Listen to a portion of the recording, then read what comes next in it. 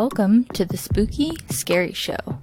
We are two friends in two different states who discuss all things spooky, scary, and just downright strange. We read new stories every week. If you would like to suggest a topic or submit a paranormal story, email us at spookyscaryshow@gmail.com and follow us on Instagram and Facebook for spooky facts and updates. Hey, ya ghosties! Pinky here. Welcome to the Spooky Scary Show Christmas special. I will be your one and only host today because Dolly hates Christmas. Just kidding. Dolly is helping her sister take care of the new baby, and she has a bunch of Christmas festivities to attend, so it's just you and me this week.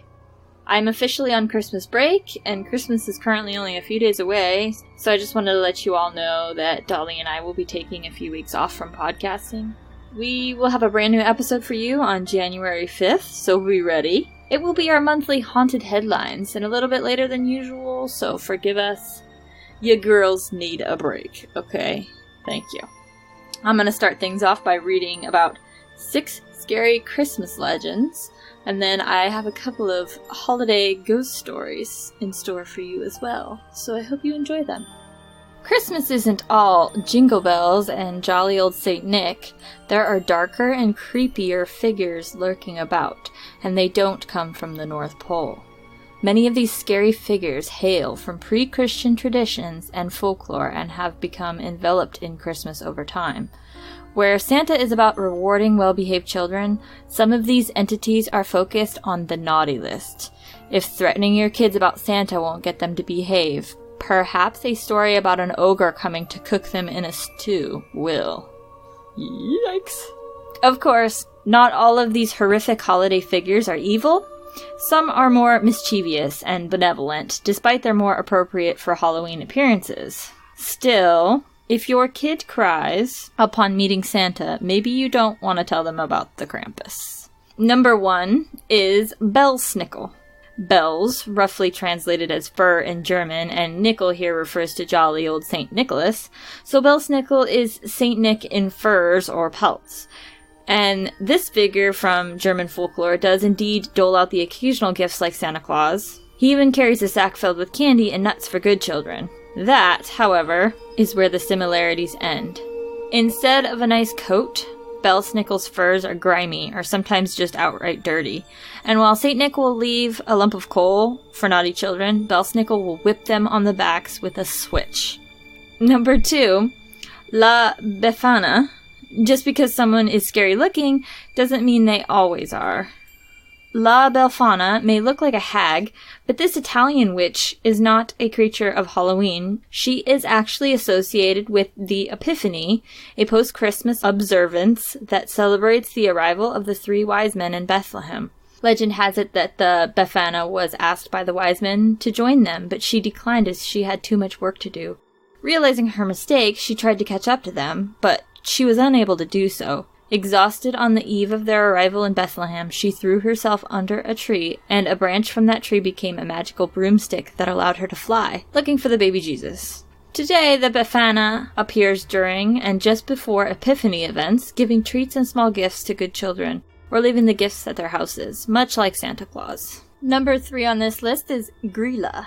Of course, not all witches that appear at this time of year are good witches. Grýla hails from Icelandic folklore and is more interested in eating children than giving them things to eat. Come Christmas time, Grýla is said to come down from her mountain and seek out naughty children. She gathers them up in a sack and carries them back to her mountain in order to make them into a stew. While the Befana is often a kind-looking witch, Grýla is a truly hideous-looking one, with horns on her head, many tails, and a very large wart-covered nose. This is one Christmas-time visitor you don't want to see. Number 4 is one you probably have heard of, Krampus. It's probably the best known of scary Christmas figures. This creature hails from Central European traditions. Though the exact origins are muddled, scholars agree Krampus dates back to a pre-Christian time. The name derives from the German word Krampen, which means claw, an appropriate name given that Krampus is often a demonic-looking figure with claws, horns, and a very long tongue. Like Grilla, the Krampus hauls off naughty children in a sack to use later as food. People celebrate Krampus with festivals before Christmas, dressing up as scary figures as a way to balance the now very sweet traditions of Christmas. Though the festivals can occur through the month, they often begin on Krampus night or Krampenschnacht, which in some European countries is the night before the feast of St. Nicholas on December 6th. The Krampus is the yin to St. Nick's yang. Jeremy Sagers, organizer of the first Krampenschnacht festival in Orlando, Florida, told Smithsonian Magazine in 2015. You have the saint, you have the devil. It taps into a subconscious, macabre desire that a lot of people have that is the opposite of the saccharine Christmas a lot of us grew up with. Number 5 is the Yule Cat. Known as the Jóla Kötturinn in its native Iceland, the Yule Cat is a very fashion-conscious Christmas monster. This not-so-festive feline towers over houses, peeking in to see if children have gotten new clothes since last Christmas, or for the holiday this year. If they did, it was safe and the cat would move on to the next house. If not, the child would be gobbled up, provided Grilla didn't get there first, we suppose. So the next time you're bummed about getting socks for Christmas, just think that they help to protect you from the Yule Cat. Number 6. Mary Lwyd. As if you weren't scared enough, here comes a Welsh skeletal horse spirit. Mary Lwyd, or Ye Fairy Lwyd in Welsh, is a custom in which revelers will visit your home while carrying a horse skull that's been decked during the holidays with ribbon, bells, and a sheet to give the whole affair a ghostly appearance. The Mary Lwyd trope will engage the owner in a battle of verses and insults. If the trope has the cleverest rhymes, they're allowed in for drinks and food, while Mary Lwyd will scare away anything unwanted from the ear. Even if the owner wins the verse battle, they still let in the trope for this reason. Like many of the creatures in the list, Mary Lwyd's origins are lost. Though there's a long history of white horses in British folklore, with horses themselves representing power and fertility. Okay. So there you have a few Christmassy legends you guys can look into for some more info if you so desire. I will leave the sources in the description. Next up, I have 5 true Christmas ghost stories to keep you awake until Santa comes. Christmas and ghost stories may not ultimately seem like two great tastes that taste great together, but they're actually a perfectly natural fit. Although it's largely forgotten now, the practice of gathering around the fire to tell spooky stories was a popular Victorian Christmas tradition for years, as evidenced in this line from It's the Most Wonderful Time of the Year. There'll be scary ghost stories and tales of the glories of Christmases long, long ago. Okay, so funny little thought real quick. I have never noticed it said ghost stories in the song until sometime like last week. I was playing this at work. I had the song in my head after the day, and I was thinking about it. I'm like, did they say ghost stories, or did I just imagine that? No, they definitely said ghost stories, and I just read this now, and it confirmed it. Weird. Didn't know that was a thing. Kinda wish we still did that. Anyways, the Dickens classic, A Christmas Carol, is probably the only remaining tale of a haunting that most of us associate with the holidays. But why let the ghosts of Christmases past, present, and yet to come have all the fun? Here, for your festively creepy pleasure, are 5 Christmas ghost stories that may send chills down your spine, or even, oddly enough, warm your heart. This one is called The Bright Light and the Calm Watchdog. I had an unusual visitor on Christmas Day, 2008, and I'm pretty sure it wasn't Santa Claus passing by my house in Bloomington, Indiana. The day started in typical fashion with the opening of gifts around the Christmas tree.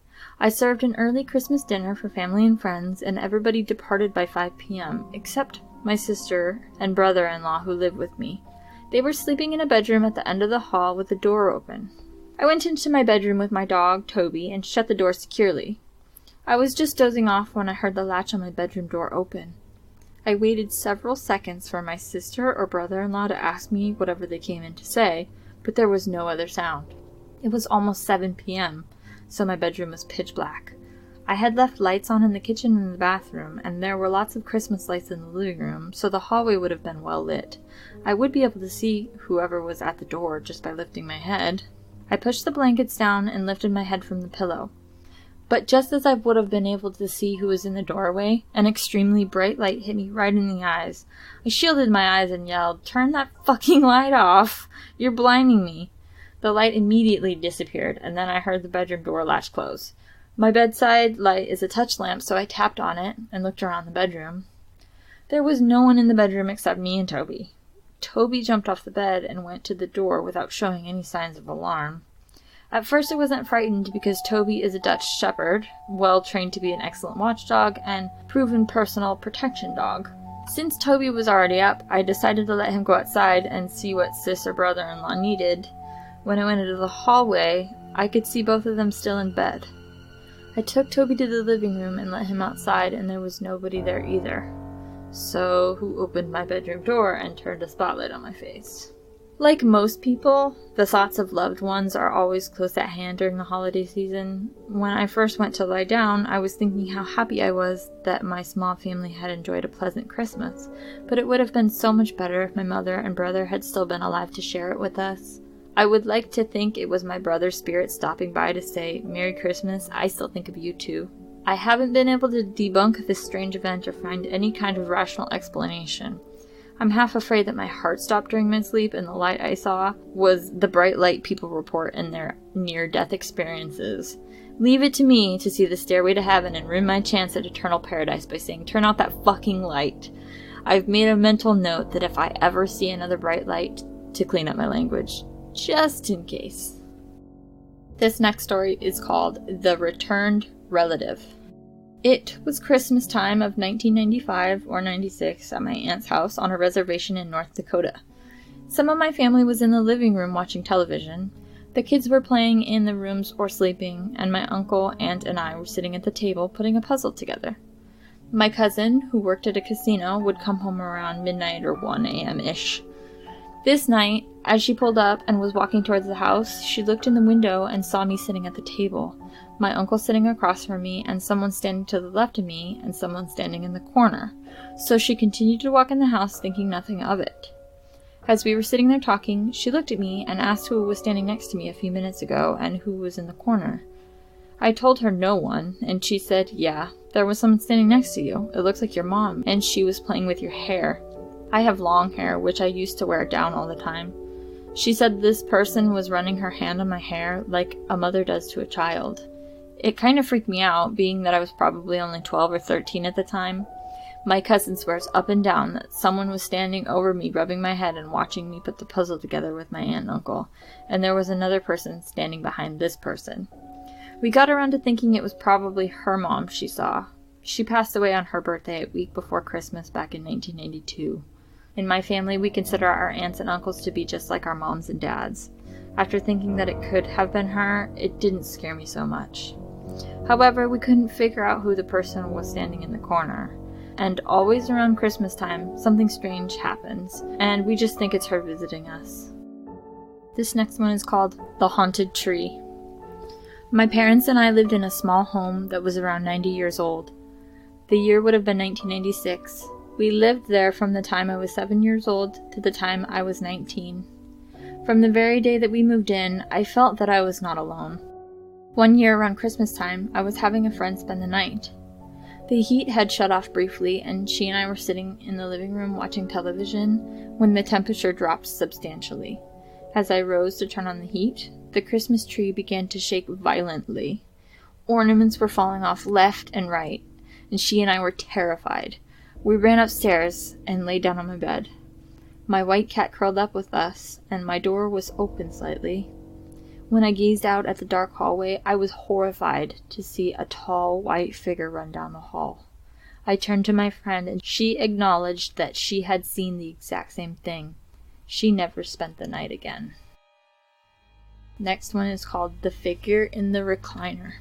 My mother, to whom I was very close, passed away in 1964 when I was 17 years old. I left home that year and moved to Ontario from Nova Scotia. In 1969, I met a girl whom I will call Karen, and we got married in March of 1970.